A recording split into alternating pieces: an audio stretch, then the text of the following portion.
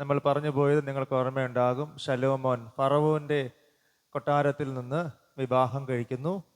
അതിനുശേഷം വിവാഹം കഴിഞ്ഞതിന് ശേഷം അദ്ദേഹം സ്വന്തം കാര്യങ്ങൾ നോക്കുന്നതിലായിരുന്നില്ല തൽപരൻ. വിവാഹം കഴിഞ്ഞതിന് ശേഷവും അദ്ദേഹം ദൈവിക കാര്യങ്ങളിൽ അധികം ശ്രദ്ധാലുവായിരുന്നു. തുടർന്ന് അദ്ദേഹം പ്രാർത്ഥിക്കുന്നതിന് വേണ്ടി യാഗമർപ്പിക്കുന്ന സമയത്ത് ദൈവം അവനോട് എന്താണ് നിനക്ക് ആവശ്യമെന്ന് ചോദിച്ചു. ഇവിടെ നമ്മൾ മനസ്സിലാക്കി, ദൈവത്തോട് ചോദിക്കേണ്ടത് ചോദിച്ചാൽ നമുക്ക് ആവശ്യമായതെല്ലാം കൃത്യമായിട്ട് ദൈവം തരും. ശലോമോൻ ചോദിച്ചത് ദൈവത്തിൻ്റെ പ്രസാദമായി. ദൈവത്തിൻ്റെ പ്രസാദമായതുകൊണ്ട് തന്നെ ദൈവം ശലോമോൻ ചോദിക്കാത്ത കാര്യങ്ങളും ശലോമോന് നൽകി.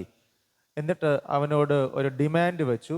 നീ നിന്റെ അപ്പൻ നടന്നതുപോലെ ദൈവത്തിൻ്റെ വഴിയിൽ നിന്ന് അകലാതെ നീ മുന്നോട്ട് പോയി കഴിഞ്ഞാൽ നിനക്ക് ഒരു കാര്യം കൂടെ കിട്ടുമെന്ന് പറഞ്ഞു. അതിൻ്റെ പേരാണ് ദീർഘായുസ് കൂടെ നിനക്ക് ഞാൻ തരും എന്ന് പറഞ്ഞു. അതിനുശേഷമുള്ള ഭാഗമെന്ന് പറയുന്നത് ശലോമോൻ്റെ അടുക്കൽ 2 സ്ത്രീകൾ കുഞ്ഞുമായി വരുന്നു. നമുക്കറിയാവുന്നുള്ളൊരു ഭാഗമാണത്. ആ കുഞ്ഞിനെ അർഹതപ്പെട്ട അമ്മയ്ക്ക് അവൻ നൽകിക്കൊണ്ട് ദൈവം നൽകിയ വിവേകം, ജ്ഞാനം, ഇത് 2 കൃത്യതയോടുകൂടെ ശലോമോൻ നിർവഹിക്കുന്നു. അടുത്ത അധ്യായം, 4-ാമത്തെ അധ്യായം എന്ന് പറയുന്നത് ശലോമോൻ്റെ അധികാരത്തിൻ്റെ കീഴിൽ പൂർണ്ണമായിട്ടും 12 ഗോത്രങ്ങളും കീഴ്പ്പെട്ടു വന്നു. 12 ഗോത്രങ്ങളും ശലോമോൻ്റെ കീഴിൽ വന്നപ്പോൾ ശലോമോൻ്റെ രാജഭരണം നിയന്ത്രിക്കുന്നതിന് വേണ്ടി അവന് കുറച്ചു പേരെ നിയമിച്ചു. അതാരൊക്കെയാണ് എന്ന് 4-ാം അധ്യായത്തിൽ നമ്മൾ മനസ്സിലാക്കുന്നു. 4-ാം അധ്യായത്തിൽ ചില വ്യക്തികളെ നമുക്ക് വേഗത്തിൽ ഒന്ന് മനസ്സിലാക്കി പോകാം. ശലോമോൻ പറയുന്നു, ശലോമോൻ എല്ലാ ഇസ്രായേലിലും രാജാവായി. എല്ലാം ഇസ്രായേലിൽ എന്ന് പറഞ്ഞാൽ എന്താണ് അതിൻ്റെ അർത്ഥം? എന്താണ് എല്ലാ ഇസ്രായേലും എന്ന് പറഞ്ഞാൽ? ഇസ്രായേലിൽ എത്ര ഗോത്രമുണ്ട്? 12 ഗോത്രം. അപ്പോൾ 12 ഗോത്രങ്ങൾക്കും അവൻ രാജാവായി. അപ്പോൾ 12 ഗോത്രങ്ങളും ഇപ്പോൾ ശലോമോൻ്റെ കീഴിൽ വന്നു. അവിടെ നോക്കിയാൽ അദ്ദേഹത്തിൻ്റെ പ്രഭുക്കന്മാരിൽ അവനുണ്ടായിരുന്ന പ്രഭുക്കന്മാർ ആരെന്നാൽ സാദോക്കിൻ്റെ മകൻ അസര്യാവ് പുരോഹിതൻ. അതായത് അദ്ദേഹം പ്രധാനപ്പെട്ട ഒരു പോസ്റ്റ് കൊടുത്തിട്ടുള്ളത് അദ്ദേഹം കഴിഞ്ഞാൽ തൊട്ടടുത്ത് ആർക്കാണ്? ഒരു പുരോഹിതനാണ്. എന്തിനാണെന്നറിയാമോ? ഒരു ദൈവിക ആലോചന അത്യാവശ്യമായി വന്നു കഴിഞ്ഞാൽ പണ്ട് കാലത്ത് ദൈവം നിയോഗിച്ച ഒരു പുരോഹിതന് ഊറിയും തുമ്മിയും എന്ന് 2 കാര്യങ്ങൾ വെച്ചിട്ട് ദൈവഹിതമാണോ അല്ലയോ എന്ന് വേഗത്തിൽ പറഞ്ഞു കൊടുക്കാനായിട്ട് കഴിയും. അതുകൊണ്ട് വേഗത്തിൽ ആലോചന ദൈവത്തിൽ നിന്നും അതുപോലെ തൻ്റെ കൂടെയുള്ള പുരോഹിതത്തിൽ നിന്നും കൃത്യമായി ദൈവത്തിൻ്റെ ആലോചന ലഭിക്കുന്നതിന് വേണ്ടി അദ്ദേഹം തൊട്ട് താഴെ നിയമിച്ചാക്കിയത് അസര്യാവ് എന്ന് പറയുന്ന ഒരു പുരോഹിതനെയാണ്. അദ്ദേഹം സാദോക്ക് എന്ന പുരോഹിതൻ്റെ മകനായിരുന്നു. അതിനുശേഷം നമ്മൾ നോക്കിക്കഴിഞ്ഞാൽ രായസക്കാരൻ. എന്താണ് ഈ രായസക്കാരൻ എന്ന് പറഞ്ഞാൽ? എന്താണ് രായസക്കാരൻ എന്ന് പറഞ്ഞാൽ? പ്രൈവറ്റ് സെക്രട്ടറി എന്നാണ് അതിൻ്റെ അർത്ഥം. Private secretary. നമ്മുടെ മന്ത്രിമാർക്ക് ആരുണ്ട്? പ്രൈവറ്റ് സെക്രട്ടറിമാരുണ്ട്. അപ്പോൾ അതുപോലെ രാജാവിൻ്റെ പ്രോഗ്രാം ഷെഡ്യൂൾ ചെയ്യുന്നതിനും ആ പ്രോഗ്രാം എല്ലാം കൃത്യസമയത്ത് നടക്കുന്നുണ്ടോ എന്ന് ക്രമീകരിക്കുന്നതിനും വേണ്ടി അദ്ദേഹത്തിന് പ്രധാനമായിട്ടും ചില പ്രൈവറ്റ് സെക്രട്ടറിമാരുണ്ടായിരുന്നു. അത് 2 പേരാണ് അത് കഴിഞ്ഞിട്ട് വരുന്നത്. അപ്പോൾ ആദ്യം പൗരോഹിത്യത്തിൽ നിന്നൊരാളെ കൂടെ വെച്ചു. അതിനുശേഷം പ്രൈവറ്റ് സെക്രട്ടറിമാർ കഴിഞ്ഞതിന് ശേഷമാണ് യഹോശാബത്ത് എന്ന പ്രധാന മന്ത്രിയുടെ റോള്. കാരണം അദ്ദേഹത്തിൻ്റെ സിസ്റ്റമാണ് ഞാൻ പറഞ്ഞു തരുന്നത്. രാജാവ് കഴിഞ്ഞാൽ പുരോഹിതൻ കഴിഞ്ഞാൽ പ്രൈവറ്റ് സെക്രട്ടറി കഴിഞ്ഞാൽ മന്ത്രി. ഇത്രയും പേര് കഴിഞ്ഞിട്ടേ ആരിലേക്ക് എത്തൂ? മന്ത്രിയിലേക്ക് എത്തൂ. കാരണം എന്ന് പറയുന്നത് രാജാവിനറിയാം, രാജാവിൻ്റെ തൊട്ട് താഴെ മന്ത്രിയെ വെച്ച ഒരു പ്രശ്നമുണ്ട്. പലപ്പോഴും ആലോചനകൾ ദൈവിക ആലോചനകളായി തീരണമെന്നില്ല. അപ്പോൾ ദൈവത്തിൻ്റെ ആലോചന കൃത്യമായി മനസ്സിലാക്കിയിട്ട് മാത്രമേ തൊട്ട് താഴെയുള്ള മന്ത്രിയോട് പോലും ശലോമോൻ ഡിസ്കഷൻസിന് പോകാറുള്ളൂ. കാര്യങ്ങളെല്ലാം തീരുമാനിച്ച് ഉറപ്പിച്ച് വ്യക്തമായി മനസ്സിലാക്കി ദൈവത്തിൻ്റെ കൃപ അതിൻ്റെ മേലുണ്ടോ എന്ന് പുരോഹിതന്മാരോടും തനിക്ക് ഏറ്റവും വിശ്വസ്തരായ പ്രൈവറ്റ് സെക്രട്ടറീസിനോടും ചോദിച്ച് ബോധ്യപ്പെട്ട് ഇങ്ങനെ ചെയ്താൽ എന്ത് വരും, ഇങ്ങനെ ചെയ്യുന്നത് നല്ലതാണോ ഇല്ലയോ വേണ്ടയോ, ഇതെല്ലാം ക്രമീകരിച്ചതിന് ശേഷം മാത്രമേ അതിൻ്റെ 4-ാമത്തെ സ്റ്റേജിലുള്ള മന്ത്രിയോട് കാര്യങ്ങൾ സംസാരിക്കാറുള്ളൂ. അങ്ങനെ മന്ത്രി. അതിനുശേഷം ആണ് സൈന്യാധിപൻ. ആരായിരുന്നു സൈന്യാധിപൻ? ബെനയാവാണ് അദ്ദേഹത്തിൻ്റെ സൈന്യാധിപൻ. മന്ത്രിക്ക് താഴെയാണ് സൈന്യാധിപൻ. നമ്മുടെ നാട്ടിലെ ഒരു രീതി നോക്കിക്കഴിഞ്ഞാൽ നിങ്ങൾക്കത് മനസ്സിലാവും. ഈ ഒരു രീതിയിലാണ് കാര്യങ്ങൾ ക്രമീകരിച്ച് അദ്ദേഹം പോകുന്നത്. അത് കഴിഞ്ഞതിന് ശേഷം സെക്കൻഡ് ഗ്രേഡിൽ വരുന്ന പുരോഹിതന്മാർ, അവരിൽ ഒരാളെ നമ്മൾ നോക്കിയാൽ അറിയാം, സാദോക്ക്, അബ്യാഥാർ എന്ന് പറയുന്ന ഇവർക്ക് താഴെ വരുന്ന വീണ്ടും ആലോചനകൾ ചോദിക്കണമെന്നുണ്ട് എങ്കിൽ പുരോഹിതന്മാരുണ്ട്. ഇത് കഴിഞ്ഞതിന് ശേഷം താഴോട്ട് നോക്കിക്കഴിഞ്ഞാൽ കാര്യവിചാരകന്മാർ, അവരുടെ മേലിൽ മേധാവിമാർ, ഇങ്ങനെ ഓരോരോ കാര്യങ്ങൾ നമ്മൾ ക്രമീകരിച്ച് അതിനുശേഷം താഴോട്ട് വരുമ്പോൾ രാജാവിനും കൊട്ടാരത്തിനും ഭക്ഷണം എത്തിച്ചു കൊടുക്കുന്നതിന് വേണ്ടി ചുമതലപ്പെടുത്തിയ ആൾക്കാരും ഗോത്രങ്ങളുമുണ്ട്, അതിൻ്റെ കാര്യങ്ങൾ. അതിനുശേഷം ഇത് അദ്ദേഹത്തിൻ്റെ ഈ മൃഗങ്ങൾ, അതിൻ്റെ വാഹനങ്ങൾ, അതിൻ്റെ ചുമതല വഹിക്കുന്നവർ, ഇങ്ങനെ ഓരോരോ കാര്യങ്ങളും ചുമതലപ്പെടുത്തിയതിനു ശേഷം രാജാവ് എല്ലാ കാര്യങ്ങളും വളരെ ക്രമത്തിലാക്കി എന്നതാണ് പറഞ്ഞു വരുന്നതിൻ്റെ അർത്ഥം. കാരണം ഒരു രാജ്യം നന്നായിട്ട് ഭരിക്കണമെന്നുണ്ടെങ്കിൽ രാജാവ് മാത്രം വിചാരിച്ചിട്ട് കാര്യമില്ല. രാജാവ് കൂടെയുള്ളവരെ, ഏറ്റവും വിശ്വസ്തരായവരെന്ന് തോന്നുന്നവരെ കൂടെ നിർത്തിയാലേ കാര്യങ്ങൾ മനോഹരമായി കൊണ്ടുപോകാനായിട്ട് സാധിക്കുകയുള്ളൂ. ദാവീദിന് ചില സ്ഥലങ്ങളിൽ അങ്ങനെ പരാജയപ്പെടുന്നുണ്ട്. അതിനൊരു ഉദാഹരണമാണ് ദാവീദിൻ്റെ സൈന്യാധിപനായിരുന്നു ആര്? നമ്മൾ നേരത്തെ പഠിച്ചു, തൻ്റെ സഹോദരിയുടെ മക്കളിൽ ഒരാളായ ആരൊക്കെയാണ്? എല്ലാം മറന്നുപോയോ? പറഞ്ഞതെല്ലാം ആരൊക്കെയാണ്? ഒരാൾ കൊന്നു, ബാക്കി രണ്ടുപേരുണ്ടായിരുന്നു. സെരൂയ മക്കളെന്ന് ഞാൻ പറഞ്ഞു. ഏറ്റവും ഒടുവിൽ ശലോമോനോട് പറഞ്ഞു, നീ അവനെ വെറുതെ വിടരുത്, അവനെയും കൊന്നു കളഞ്ഞേക്കണമെന്ന് അവനോട് പറഞ്ഞു. അപ്പോൾ അവിടുത്തെ ഒരു പ്രശ്നമെന്ന് പറഞ്ഞാൽ ദാവീദിൻ്റെ ലൈഫ് നിങ്ങൾ നോക്കും. ദാവീദ് അധികാരത്തിൽ വെച്ചത് പലരും കുടുംബക്കാരെയായിരുന്നു. അപ്പോൾ കുടുംബക്കാരൊരു തെറ്റ് ചെയ്താൽ എന്ത് ചെയ്യാൻ പറ്റില്ല? വെട്ടിക്കളയാനായിട്ട് പ്രശ്നമാണ്. അതുകൊണ്ട് ദാവീദ് മകനോട് പറഞ്ഞ ഒരു ഉപദേശമായിരുന്നു, നീ എല്ലാം നോക്കി ദൈവത്തിൻ്റെ ആലോചന മാത്രം നോക്കിയിട്ടേ ചെയ്യാവൂ, മുഖം നോക്കാതെ എല്ലാ കാര്യങ്ങളും ചെയ്യണം. അതുകൊണ്ട് കുടുംബത്തിൽ നിന്ന് ആരെയും വെച്ചില്ല, റെക്കമെൻഡേഷനായിട്ട് വന്ന ആരെയും ഒരിടത്തും വെച്ചില്ല. പകരം ദൈവ ആലോചന പോലെ വിശ്വസ്തരെന്ന് തോന്നുന്നവരെ മാത്രം ഓരോ പൊസിഷനിൽ വെച്ചു. അതായിരുന്നു ശലോമോൻ്റെ വിജയം എന്ന് പറയുന്നത്. ആരെയും തൻ്റെ കുടുംബത്തിനകത്ത് നിന്നോ സഹോദരിയുടെ മകനോ സഹോദരൻ്റെ മകനോ എന്ന് പറഞ്ഞിട്ട് ആരെയും എടുത്ത് അതിനകത്ത് വച്ചില്ല. ദൈവത്തിൻ്റെ ആലയ ശുശ്രൂഷയും ദൈവരാജ്യത്തിൻ്റെ ശുശ്രൂഷയും രാജ്യത്തിൻ്റെ ഭരണക്രമവും നന്നായിട്ട് പോകണമെന്ന് ആഗ്രഹിക്കുന്നത് കൊണ്ട് അദ്ദേഹം ആളിനെ നോക്കിയില്ല, ദൈവം പറഞ്ഞ വ്യക്തികളെ മാത്രം അതത് പൊസിഷനിൽ നിയമിച്ചു. അതാണ് 4-ാമത്തെ അധ്യായത്തിൽ നമ്മൾ വായിക്കുന്നത്. അത് ആ വാക്യം പറഞ്ഞ് അവസാനിപ്പിക്കുന്നത് ഇങ്ങനെയാണ്: ശലോമോന്റെ ജ്ഞാനത്തെപ്പറ്റി കേട്ട സകല ഭൂപാലകന്മാരുടെയും അടുക്കൽ നിന്ന് നാനാജാതിക്കാരായ പലരും ഇത് എന്താണെന്ന് മനസ്സിലാക്കാനായിട്ട് വന്നു. അപ്പോൾ ചുറ്റുപാടുമുള്ള രാജ്യങ്ങളിലെല്ലാം സംഘർഷമാണ്. ഓരോ ദിവസവും ആഭ്യന്തര കലഹങ്ങളും അന്യ രാജ്യങ്ങളിൽ, ചുറ്റുപാടുള്ള രാജ്യങ്ങളിലെല്ലാം പ്രശ്നങ്ങൾ, യുദ്ധങ്ങൾ, ഇതെല്ലാം ഇങ്ങനെ പെരുകി വന്നപ്പോൾ ശലോമോന്റെ നാട്ടിൽ മാത്രം ഒരു പ്രശ്നവുമില്ല. അവിടെ എല്ലാം സമാധാനമാണ്, എല്ലാം സുരക്ഷിതമാണ്, തമ്മിൽ ഭിന്നതകളില്ല, ഐക്യത്തോടെ മുന്നോട്ട് പോകുന്നു. എങ്ങനെയാണ് ഇത് സാധിച്ചത് എന്ന് മനസ്സിലാക്കാൻ തൊട്ടടുത്തുള്ള രാജ്യങ്ങളിൽ നിന്ന് പലരും ശലോമോനെ തേടി വന്നു. അതാണ് ശലോമോന്റെ ജ്ഞാനം എന്ന് പറയുന്നത്. അല്ലാതെ ശലോമോൻ ഒരു പരീക്ഷ എഴുതി ജയിച്ചത് ആയിരുന്നില്ല. ശലോമോന്റെ ജ്ഞാനം തന്നെ ഏൽപ്പിച്ച ജോലി ദൈവം പറഞ്ഞതുപോലെ ചെയ്തതിനാണ് അദ്ദേഹത്തിന് ദൈവത്തിൻ്റെ ജ്ഞാനം ഉണ്ടായിരുന്നു എന്ന് പറയുന്നതിൻ്റെ അർത്ഥം. അങ്ങനെയെങ്കിൽ ദൈവം നമ്മളിലൂടെ ആഗ്രഹിക്കുന്നത് നമ്മുടെ കുടുംബങ്ങൾ, നമ്മുടെ വ്യക്തി ജീവിതങ്ങൾ, നമ്മുടെ തൊഴിലുകൾ, എല്ലാ മേഖലകളിലും ദൈവം നൽകുന്ന ഒരു ജ്ഞാനത്തോടുകൂടി പ്രവർത്തിച്ചു കഴിഞ്ഞാൽ ഇതെല്ലാം ഭംഗിയായി മുന്നോട്ട് പോകും. ദൈവം പറയുന്ന ക്രമം അനുസരിച്ച് നമ്മൾ മുന്നോട്ട് പോകണം. ദൈവത്തിൻ്റെ ആലോചന ചോദിച്ച് മാത്രം മുന്നോട്ട് പോകണം. നമ്മുടേതായ രീതിയിൽ കാര്യങ്ങൾ ക്രമീകരിക്കാൻ നിൽക്കാതെ ദൈവ ആലോചനകൾക്ക് വേണ്ടി നമ്മൾ വിട്ടുകൊടുക്കണം. അങ്ങനെ വിട്ടുകൊടുക്കാനായിട്ട് ശലോമോൻ തയ്യാറായി.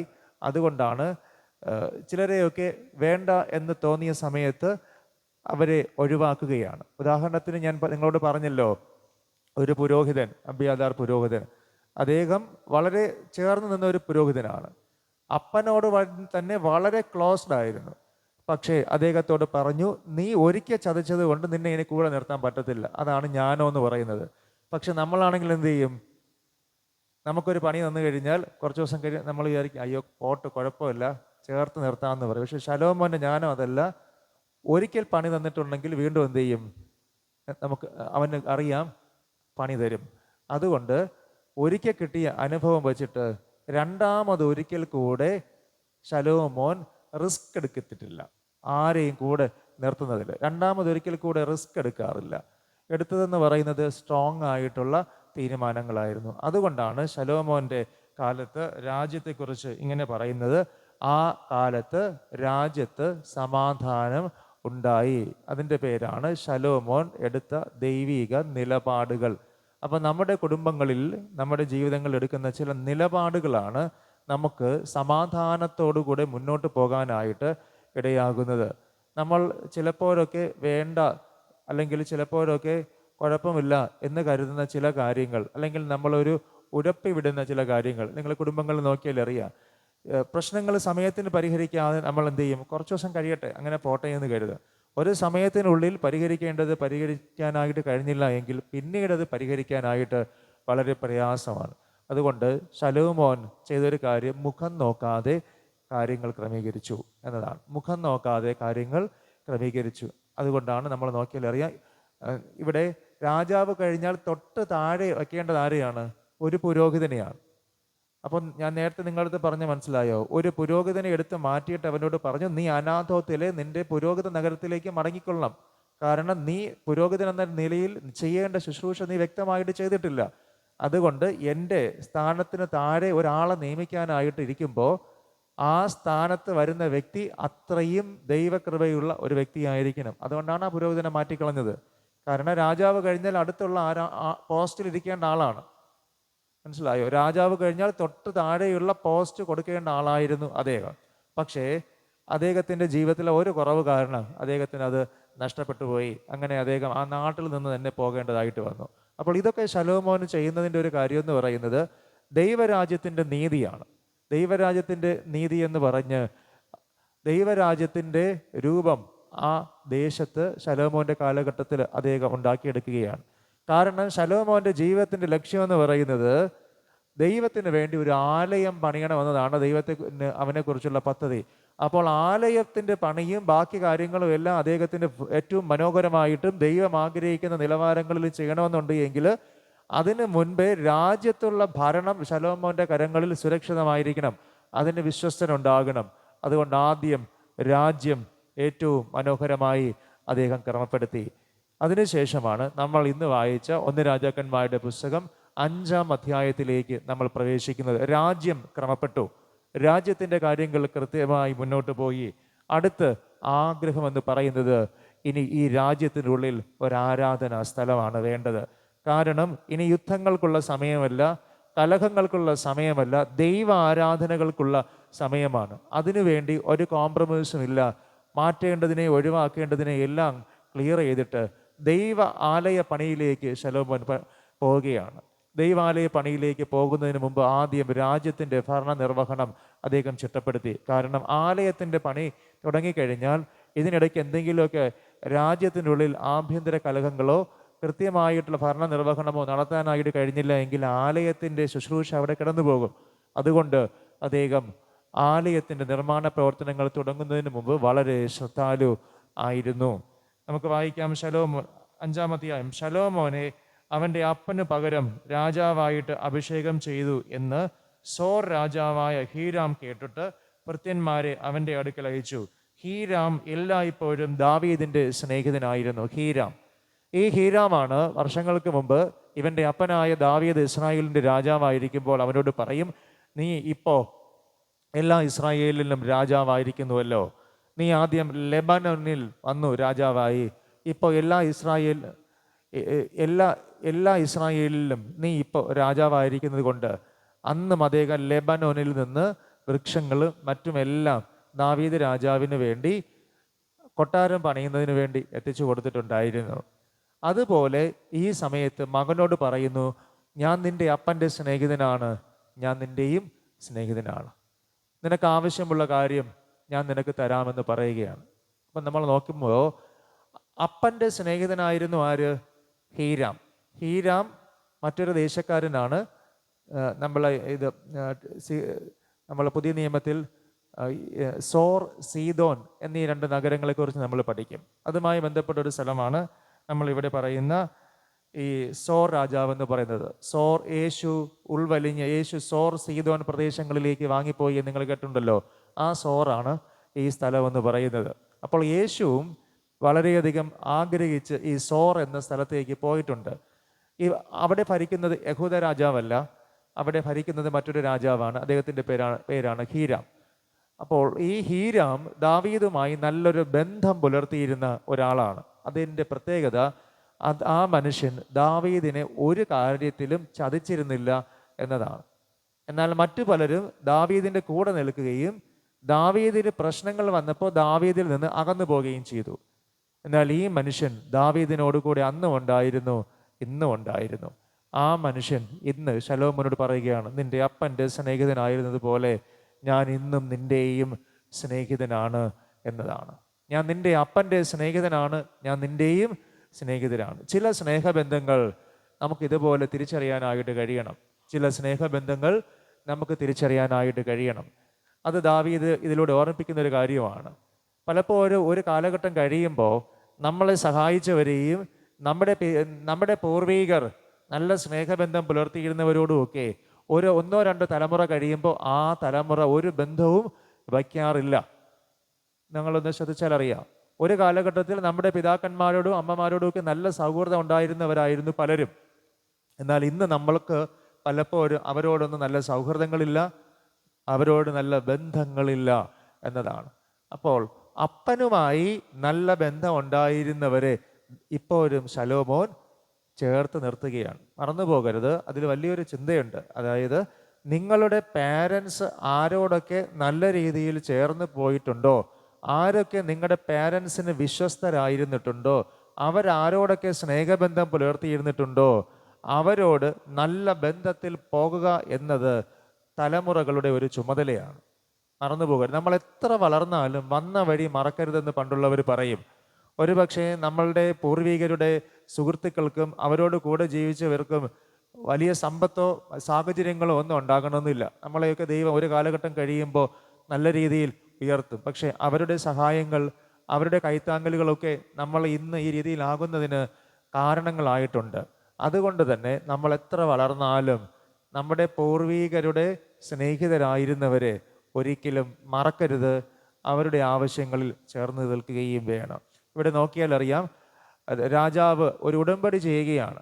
വർഷങ്ങൾ ആ ഉടമ്പടി അതുപോലെ അവർ നിർവഹിച്ചു. വർഷം തോറും നിങ്ങൾക്കുള്ള ഭക്ഷണം ഞങ്ങൾ തന്നുകൊള്ളാം. ദൈവാലയ പണിക്കുള്ള മരങ്ങൾ അവരിങ്ങോട്ട് കൊടുക്കുന്നു. എന്നാൽ ഇദ്ദേഹം പറയുന്നു, പണി തീർന്നാലും നിങ്ങൾക്കുള്ള ഭക്ഷണം ഞാൻ തന്നുകൊള്ളാം. അതാണ് നന്ദിയുള്ളവരായിരിക്കണമെന്ന് പറയുന്നത്. മറ്റുള്ളവരിൽ നിന്ന് നമ്മൾ പല അനുഗ്രഹങ്ങളും നമ്മൾ ഇങ്ങോട്ട് വാങ്ങും, മറ്റുള്ളവരെ സഹായം സ്വീകരിക്കും, മറ്റുള്ളവരിൽ നിന്ന് അവരെ കൊണ്ട് നമുക്ക് ലഭിക്കാനായിട്ട് കഴിയുന്ന എല്ലാ സഹായവും നമ്മൾ വാങ്ങും. തിരിച്ച് നമുക്ക് കൊടുക്കാനായിട്ട് പലപ്പോഴും സാധിക്കാറില്ല, ചിലരാണെങ്കിൽ ശ്രമിക്കാറുമില്ല. അപ്പോൾ നമ്മൾ വാങ്ങാനായിട്ട് ഇഷ്ടപ്പെടുന്നത് പോലെ തന്നെ കൊടുക്കാനായിട്ട് ഇഷ്ടപ്പെടണം. ദാവീദിൻ്റെ മകനായ ശലോമോൻ പറയുന്ന കാര്യമാണ്. അദ്ദേഹം പറഞ്ഞു, ഞാൻ നിനക്ക് ലെബനോനിൽ നിന്നുള്ള ദേവദാരു മരവും സരളവൃക്ഷവും അവിടെ നിന്ന് തരാം, എൻ്റെ ജോലിക്കാരെ വിട്ടുതരാം, നിന്റെ ജോലിക്കാരെയും വിട്ടോ, ഞാൻ അതിനെ ചങ്ങാടം കെട്ടി നിന്റെ ദേശത്ത് എത്തിച്ചു തരാം. ആ സഹായങ്ങളെല്ലാം അവന് ചെയ്തു കൊടുത്തു. തിരിച്ച് ശലോമോൻ അതോടെ പറയുകയാണ്, എല്ലാ വർഷവും മുടങ്ങാതെ നിങ്ങൾക്ക് ആവശ്യമായ ഭക്ഷണ സാധനങ്ങൾ ഞാൻ തന്നുകൊള്ളാം. അതായത് ദൈവാലയ പണി തീർന്നാലും നിനക്കുള്ളത് ഞാൻ തന്നുകൊള്ളാം. നന്ദിയുള്ളവരായിരിക്കണമെന്നതാണ് ഓർമ്മിപ്പിക്കുന്നത്. നമുക്ക് നമ്മളെ സഹായിച്ചവരെ, നമ്മളോട് ചേർന്ന് നിന്നവരെ, നമ്മളെ കരുതിയവരെ നമ്മൾ നമ്മുടെ ജീവിത സാഹചര്യങ്ങളിൽ ഓർക്കണം. മറന്നു പോകരുത്, നമ്മൾ ഓർക്കണം. നമ്മൾ ഇന്ന് ഈ കാണുന്ന രീതിയിലൊക്കെ എത്തിയത് സ്വന്തമായിട്ടൊന്നും നമ്മൾ എത്തിയതൊന്നുമല്ല. നമ്മളുടെ ഓരോ പടികൾ കയറാനായിട്ട് സഹായിച്ചത് ഓരോരുത്തരാണ്. നിങ്ങളൊന്ന് ഓർത്ത് നോക്കിയാൽ അറിയാം, ഇന്ന് നിങ്ങൾ നിൽക്കുന്ന സാഹചര്യത്തിൽ നിങ്ങളെ ഈ നിലകളിലേക്ക് എത്തിക്കാനായിട്ട് സഹായിച്ചത് പലരുമാണ്. നിങ്ങൾക്കൊരു ജോലി, നിങ്ങളുടെ കുടുംബം, നിങ്ങളുടെ വീട്, നിങ്ങളുടെ ഇന്ന് കാണുന്ന ജീവിത പശ്ചാത്തലങ്ങൾ, ഇതൊന്നും നിങ്ങൾ സ്വന്തം കഴിവ് കൊണ്ട് നേടിയതൊന്നുമല്ല. ആരൊക്കെയോ നിങ്ങളെ സഹായിച്ചിട്ടുണ്ട്, ആരൊക്കെയോ നിങ്ങൾക്ക് ഉപദേശങ്ങൾ തന്നിട്ടുണ്ട്, ആരൊക്കെയോ നിങ്ങൾക്ക് അതിനുള്ള സാഹചര്യങ്ങൾ ഒരുക്കി തന്നിട്ടുണ്ട്, ആരൊക്കെയോ നിങ്ങൾക്കത് പഠിപ്പിച്ചിട്ടുണ്ട്, ആരൊക്കെയോ നിങ്ങളുടെ പഠനങ്ങൾക്ക് നിങ്ങളെ സഹായിച്ചിട്ടുണ്ട്, ആരൊക്കെയോ നിങ്ങളുടെ ഭാവി സുരക്ഷിതമാക്കുന്നതിന് നിങ്ങൾക്ക് സഹായങ്ങൾ ചെയ്തിട്ടുണ്ട്. നിങ്ങൾക്ക് നല്ലൊരു കാലം വരുമ്പോൾ തിരിച്ച് ആ നന്ദി പ്രകടിപ്പിക്കാനായിട്ടുള്ള അവസരം നിങ്ങൾ ഒരിക്കലും മറന്നു കളയരുത്. എനിക്ക് എൻ്റെ ശുശ്രൂഷയുടെ അനുഭവത്തിൽ നിന്ന് പലരെയും അറിയാം. പലരുടെയും സഹായത്തോടുകൂടെ ഉയർന്നു വന്ന അനേകർ ജീവിതത്തിൽ നല്ലൊരു ഭാവിയും ജീവിതമെല്ലാം സുരക്ഷിതമായി കഴിയുമ്പോൾ ഈ സഹായിച്ചവരുടെ മുഖത്ത് പോലും നോക്കാതെ ജീവിക്കുന്ന പലരെയും എനിക്ക് വ്യക്തിപരമായിട്ട് അറിയാം. നമ്മുടെ നല്ല സമയത്ത് നമ്മൾ സഹായിച്ച പലരും പോലും നമുക്കൊരു പ്രയാസം ഉണ്ടായിക്കഴിഞ്ഞാൽ നമ്മളെ ഒന്ന് തിരിഞ്ഞു നോക്കണമെന്നില്ല. അവിടെയാണ് നമ്മൾ യഥാർത്ഥ സ്നേഹിതരെ നമ്മൾ കണ്ടെത്താനായിട്ട് ശ്രമിക്കേണ്ടത്. നിങ്ങൾക്കൊരു പ്രശ്നവും പ്രയാസവും സങ്കടമൊക്കെ വരുമ്പോൾ നിങ്ങളോട് കൂടെ വന്ന് ചേർന്ന് നിന്ന് നിങ്ങൾ ചോദിക്കാതെ നിങ്ങളുടെ ആവശ്യം അറിഞ്ഞ് സഹായിക്കുന്ന ഒരു മനുഷ്യനെ ദൈവം നമ്മൾക്ക് പരിചയപ്പെടുത്തിയിട്ട് പറയുകയാണ്, ഇതാണ് നല്ല സ്നേഹിതൻ. അപ്പോൾ കർത്താവ് പറയുന്നത്, ഇങ്ങനെ ഒരു നല്ല സ്നേഹിതനായി നിനക്ക് മാറാനായിട്ട് കഴിയുന്നുണ്ട് എങ്കിൽ അതിനെയാണ് ശലോമോൻ നമുക്ക് പരിചയപ്പെടുത്തി തന്നത്. എൻ്റെ അപ്പൻ്റെ സ്നേഹിതൻ, പ്രായത്തിൽ എനിക്ക് തുല്യനല്ല, അപ്പൻ്റെ പ്രായമാണ്, പക്ഷേ ഇന്നും ഞാൻ അദ്ദേഹത്തെ മാനിക്കുന്നു, അദ്ദേഹത്തിനുള്ളത് ഞാൻ ഇന്നും എത്തിച്ചു കൊടുക്കുന്നു. മനസ്സിലായോ? അപ്പോൾ നമ്മളെ ആരൊക്കെയോ ഈ നിലകളിൽ എത്താനായിട്ട് സഹായിച്ചിട്ടുണ്ട്. പക്ഷേ അവരുടെ പ്രയാസങ്ങൾ, സങ്കടങ്ങൾ നിങ്ങൾ ഒന്നറിയാതെ പോകരുത്. നിങ്ങളെ ഒരുപക്ഷെ പഠിപ്പിച്ചിട്ടുള്ളവരായിരിക്കാം, അധ്യാപകരായിരിക്കാം, അല്ലെങ്കിൽ നിങ്ങളെ വിദ്യാഭ്യാസത്തിന് സഹായിച്ചിട്ടുള്ളവരായിരിക്കും, നിങ്ങളറിയാതെ സഹായിച്ചിട്ടുള്ളവരായിരിക്കാം, നിങ്ങൾക്കൊരു ജോലി വാങ്ങി തന്നവരായിരിക്കാം, നിങ്ങൾക്കൊരു ജോലി കിട്ടുന്നതിനുള്ള വഴി ഒരുക്കി തന്നവരായിരിക്കാം, നിങ്ങൾക്കൊരു അത്യാവശ്യം വന്നപ്പോൾ കടം തന്നവരായിരിക്കാം. ഇവരൊക്കെ ഈ ലിസ്റ്റിൽ പെടും. നിനക്കെന്തെങ്കിലുമൊക്കെ നന്മ വരുമ്പോൾ തിരിച്ച് ഇവരെ കൂടെ ഓർക്കാനായിട്ടാണ് ശലോമോൻ ഈ ഒരു പാഠം പഠിപ്പിക്കുന്നത്. കാരണം അതിനുള്ളിൽ ഒരു ദൈവാനുഗ്രഹം ഒളിഞ്ഞിരിപ്പുണ്ട്. അത് മറന്നു പോകരുത്. നമ്മുടെ പൂർവീകരെ ഈ നിലയിൽ അനുഗ്രഹിച്ച ദൈവം അവരോട് ചേർന്ന് നിന്ന് ആരെങ്കിലും ഈ ലോകത്ത് ഇന്നുണ്ട് എങ്കിൽ അവരോട് നിങ്ങൾ കരുണ കാണിക്കണം. ഒരു ഉദാഹരണം കൂടെ പറഞ്ഞു തരാം. ദാവീദ് യുദ്ധമെല്ലാം ജയിച്ചു, ഇസ്രായേലിൽ പൂർണ്ണമായിട്ട് രാജാവായി. കസേരയിൽ ഇരിക്കുമ്പോൾ അദ്ദേഹം ആലോചിക്കുന്ന ഒരു കാര്യം, എനിക്കൊരു സ്നേഹിതനുണ്ടായിരുന്നു, അവൻ്റെ പേര് യോനാഥാൻ എന്നാണ്. അവൻ്റെ കുടുംബത്തിൽ എന്നല്ല പറയുന്നത്, ശൗലിൻ്റെ കുടുംബത്തിൽ ആർക്കെങ്കിലും കരുണ കാണിക്കാനുണ്ട് എങ്കിൽ അവനെ അന്വേഷിച്ച് കണ്ടെത്തി കൊണ്ടുവരാനായിട്ടാണ് പറയുന്നത്. മനസ്സിലായോ? ശൗലിൻ്റെ കുടുംബത്തിൽ കാരണം ഒരു കാലഘട്ടത്തിൽ ശൗൽ ആരെ സഹായിച്ചിട്ടുണ്ട്? ദാവീദിനെ സഹായിച്ചിട്ടുണ്ട്. ദാവീദിനെ ഒരു പൊസിഷനിലേക്ക് എത്തിക്കുന്നതിന് വേണ്ടി ആദ്യത്തെ ചവിട്ടുപടി ഇട്ടുകൊടുത്ത ആളാണ് ശൗൽ. പിന്നീട് അവർ തമ്മിൽ തെറ്റി എന്ന് പറഞ്ഞ് ആ കുടുംബത്തിന് നൽകേണ്ട അനുഗ്രഹം ദാവീദ് നൽകാതെ മാറി നിൽക്കുന്നില്ല. അങ്ങനെയാണ് മെഫീബോശത്തിനെ അന്വേഷിച്ച് കണ്ടെത്തിയിട്ട് കൊണ്ടുവന്ന് രാജകൊട്ടാരത്തിൽ അവനെ ഇരുത്തി, അവനെ മാനിച്ച്, അവന് ഭക്ഷണം കഴിക്കാനുള്ള അവസരം കൊടുത്ത്, അവന് വേണ്ടി തോട്ടം വിളയിക്കുന്നതിന് വേണ്ടി ഒരു മനുഷ്യനെ ചുമതലപ്പെടുത്തിയിട്ട് പറഞ്ഞു, നിനക്കൊരു കുറവും കൂടാതെ ഇനി മുതൽ ഇവിടെ ജീവിക്കാം എന്ന് പറയുകയാണ്. ഇതിന് പറയുന്ന പേരാണ്, പൂർവീകരെ എങ്ങനെ നിങ്ങളെ മാനിച്ചിട്ടുണ്ടോ അത് തിരിച്ചു മാനിക്കുക, അത് തിരിച്ച് ദൈവാനുഗ്രഹത്തിൻ്റെ കാരണമായി തീരുമെന്നതാണ്. അപ്പോൾ ശൗൽ അവനൊരു അനുഗ്രഹമാണ്.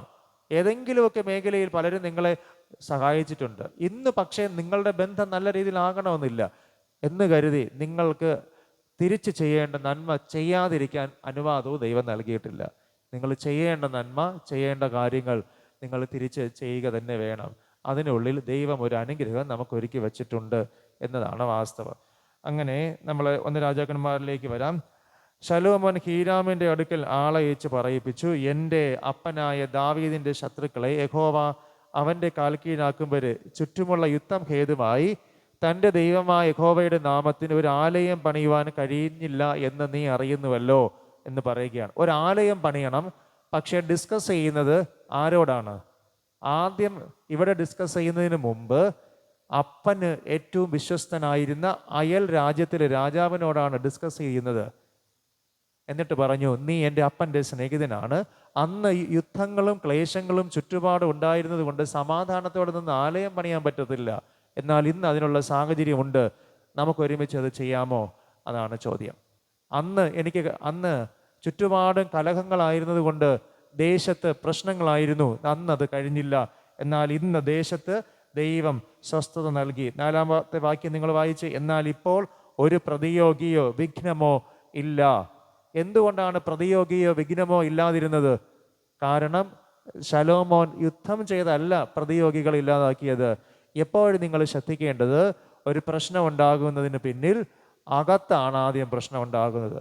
ശത്രു അകത്തോട്ട് കയറണമെന്നുണ്ട് എങ്കിൽ അകത്തുള്ള ആരുടെയും പെർമിഷൻ ഇല്ലാതെ ശത്രുവിന് ഈ കോട്ട ഇടിക്കാനായിട്ട് കഴിയുകയില്ല എന്നതാണ്. അകത്ത് ആരെങ്കിലും സഹായിക്കണം. അതുകൊണ്ടാണ് ആദ്യം അകത്തുള്ള കാര്യങ്ങൾ ക്രമപ്പെടുത്തി. അകത്ത് എല്ലാവരും കൂടെ ഒരുമിച്ച് നിന്ന് കഴിഞ്ഞാൽ പുറത്തുനിന്നൊരു ശത്രുവിനൊന്നും ഒരിക്കലും ആക്രമിച്ച് അകത്തേക്ക് കയറാനായിട്ട് കഴിയത്തില്ല. നിങ്ങൾ ചൈനയുടെ വൻമതിൽ ശ്രദ്ധിച്ചിരിക്കും.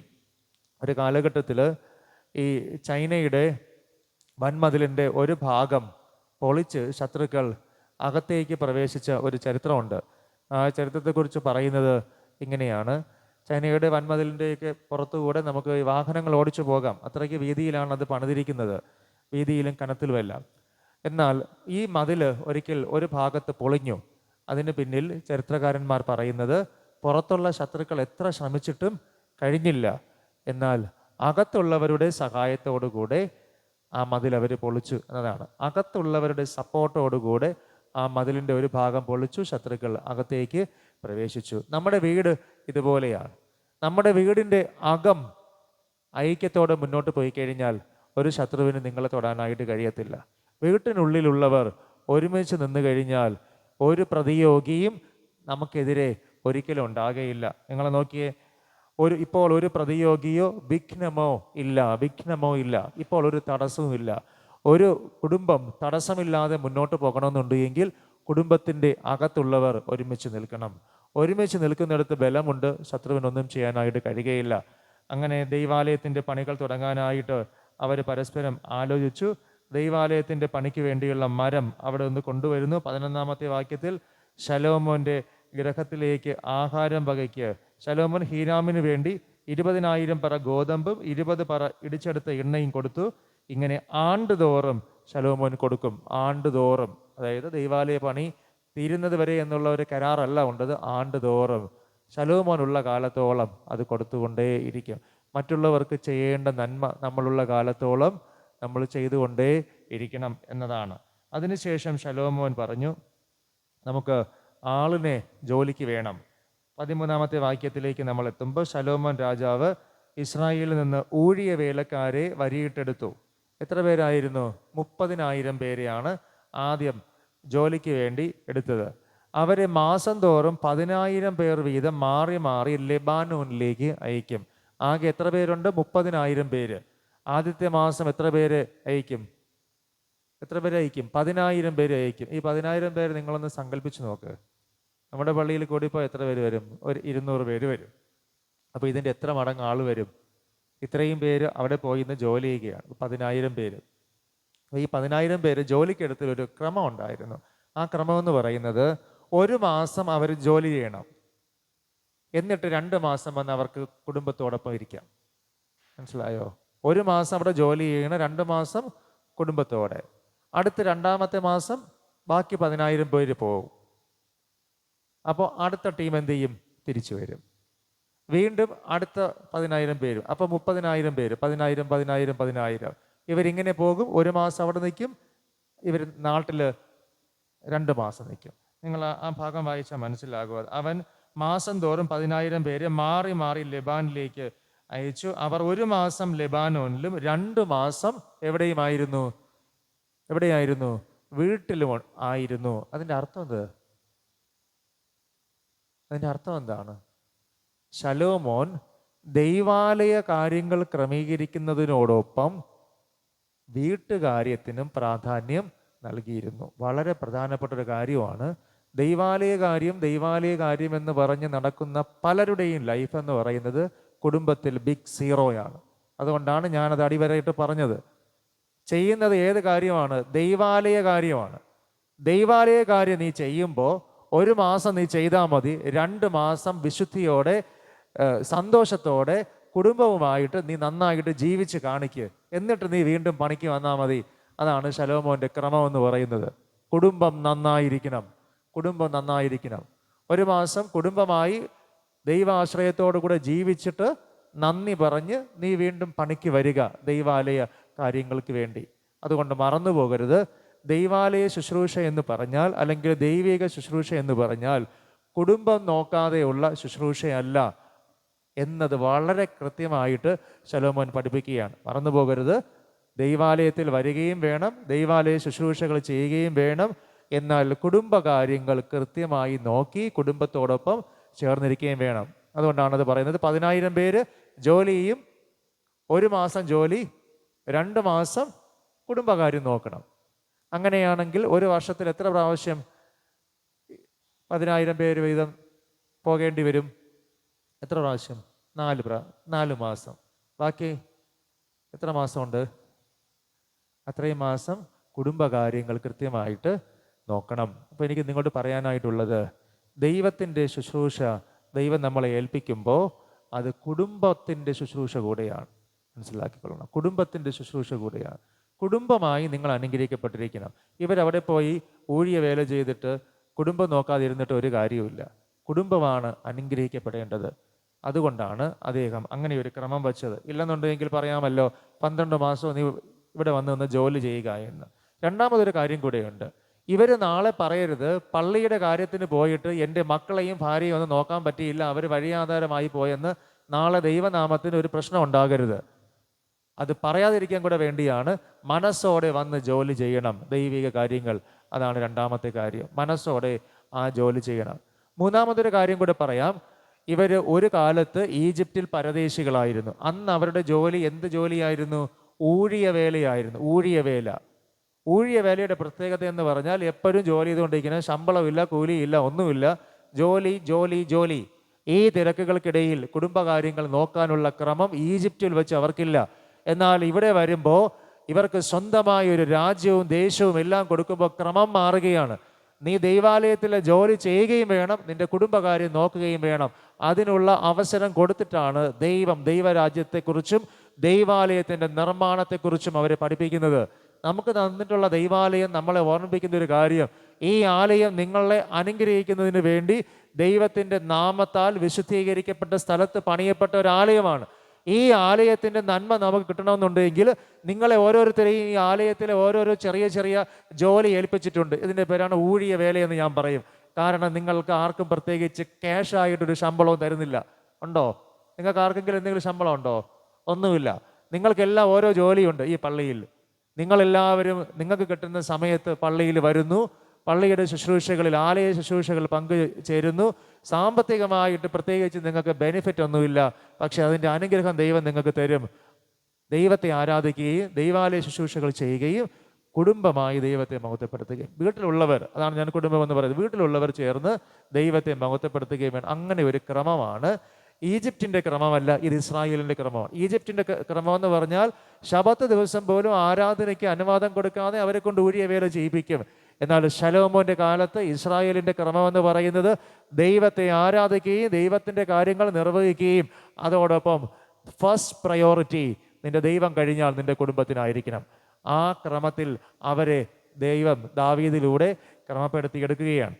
അങ്ങനെ അവർ ആ ഒരു കാര്യം പറഞ്ഞതനുസരിച്ച് അവർ ചെയ്തു. നമുക്ക് ആ കാര്യം കൂടെ പറഞ്ഞിട്ട് ഇപ്പോൾ അവസാനിപ്പിക്കാം. 14-ാമത്തെ വാക്യം, മാസം തോറും ഈ ഒരു അവർ ചെയ്തു. 15-ാമത്തെ വാക്യം, വേല ചെയ്യുന്ന ജനത്തെ ഭരിച്ച് ഈ കാര്യങ്ങളൊക്കെ ക്രമീകരിക്കുന്നതിന് 3300 പ്രധാന കാര്യവിചാരകന്മാർ ഒഴികെ ശലോമോന് 70,000 ചുമട്ടുകാരുണ്ടായിരുന്നു. 70,000 ചുമട്ടുകാർ, 80,000 കല്ല് വെട്ടുകാർ. 17-ാമത്തെ വാക്യം, ആലയത്തിന് ചെത്തിയ കല്ലുകൊണ്ട് അടിസ്ഥാനം വിടുവാൻ അവർ രാജകൽപ്പന പോലെ വിശേഷപ്പെട്ട വലിയ കല്ല് വെട്ടിയെടുത്തിട്ടാണ് എന്ത് ചെയ്യുന്നത്? ആലയത്തിൻ്റെ ഓരോരോ ബ്രിക്സും ഉണ്ടാക്കുന്നത്. ഓരോ കല്ലും വെട്ടിയെടുത്ത കല്ലുകൊണ്ടാണ് ഉണ്ടാക്കുന്നത്. നമ്മുടെ ഒരു ആലയം എന്ന് പറയുന്നത് നമ്മളെ ഓരോരുത്തരെയും ഇതുപോലെ വെട്ടിയെടുത്ത് ചേർത്ത് വെച്ചിട്ടാണ് ഓരോ ആലയവും ദൈവം ഉണ്ടാക്കിയിട്ടുള്ളത്. മറന്നു പോകരുത്. ഇതിൽ ഒരു കല്ല് വെട്ടിയെടുക്കുന്ന സമയത്ത് അത് നേരെ ഇരുന്നില്ല എന്നുണ്ടെങ്കിൽ എന്താണ് സംഭവിക്കുക? അതിൻ്റെ പ്രോപ്പർ പൊസിഷനിൽ വച്ച് ആലയത്തിൻ്റെ കെട്ടുപണികൾ പൂർത്തിയാക്കാനായിട്ട് കഴിയത്തില്ല. പുതിയ നിയമത്തിലേക്ക് വരുമ്പോൾ നമ്മളാണ് ഈ ആലയത്തിൻ്റെ കല്ലുകൾ എന്ന് പറയുന്നത്. ഇതിൻ്റെ മൂലക്കല്ല് ആരാണ്? ക്രിസ്തുവാണ്. ക്രിസ്തു പറയും ഇതിൻ്റെ മൂലക്കല്ല് ക്രിസ്തുവാണ്. അതിനോട് ചേർന്ന് നമ്മളെ ഇങ്ങനെ എടുത്ത് വെച്ചിരിക്കുകയാണ്. ഇതിനെ നമ്മൾ വെട്ടിയെടുക്കുക എന്ന് പറഞ്ഞാൽ നമുക്കിതുപോലെ അപ്പോഴപ്പോഴായിട്ട് കുറേ ചെത്തി മിലുക്കലുകളും ചില വെട്ടുകളും ഒക്കെ നമുക്ക് കിട്ടും. അങ്ങനെ നമ്മൾ എന്ത് ചെയ്യും? നല്ല ഷെയ്പ്പാകും. നമ്മുടെ ലൈഫ് നല്ല ഷെയ്പ്പാകും. അങ്ങനെ ചെത്തിയ കല്ലുകൊണ്ടാണ് ദൈവം നമ്മളെ ഈ ആലയത്തിൻ്റെ ശുശ്രൂഷയിലേക്ക് കൊണ്ടുവരുന്നത്. അതായത് ആ കല്ലിനെ ഉടച്ചു കളയാൻ വേണ്ടിയല്ല, ആ കല്ല് ചെത്തി പരുവപ്പെടുത്തി ദൈവം ആഗ്രഹിക്കുന്ന ആലയത്തിൻ്റെ കല്ലിൻ്റെ ആ ആകൃതിയിൽ എത്തുന്നത് വരെ അതിനെന്ത് ചെയ്യും?